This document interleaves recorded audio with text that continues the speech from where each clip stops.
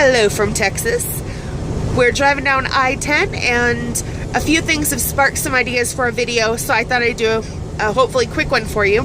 I apologize for all the bobbing around, but it's super windy out there, and being in such a large vehicle as this, we're catching all that wind, and there is not very much around us to block it. So I apologize for any issues that you may have from watching the video. We have seen a ton of guardrails today that have been damaged by previous incidences, nothing that we've actually seen occur today. But it's getting to be that point when that weather is starting to pick up. Rain, sleet, snow, wind especially. And with drivers already having lots of things that are occupying their minds, I just want to kind of shout out there that when it's really windy like this, please be very careful. Pass it on to your families and friends. Don't have the cell phones.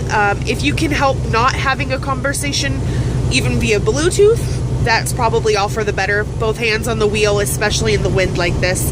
And if you happen to come up to a big rig that you're going to pass, make sure that you give them plenty of room and room for yourself, because if you're going to pass next to them and a huge gust of wind comes to them, they don't know what's going to happen and they can end up merging into your lane accidentally. So make sure you have plenty of space when you're merging and that they see you if possible. And when you go to get back in the lane in front of them, give them plenty of room as well. Another thing I want to touch on is sort of prepping for the inclement weather, which I know the Midwest is having right now.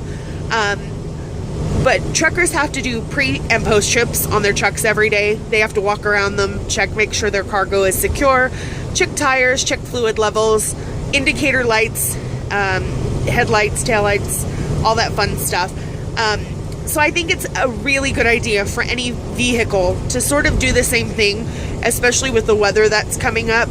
And another big thing is small animals that like to sit on wheel wells or can get up into the engines because it's warm.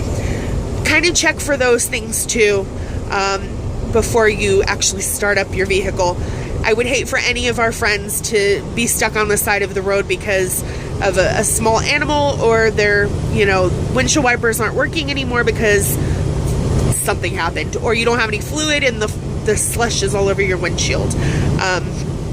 And make sure that any cargo that you have is secure. I've seen a lot of people do makeshift containers with cardboard boxes and blue tarps. And when you're going down an interstate super fast and it's windy, those tarps are going to come up.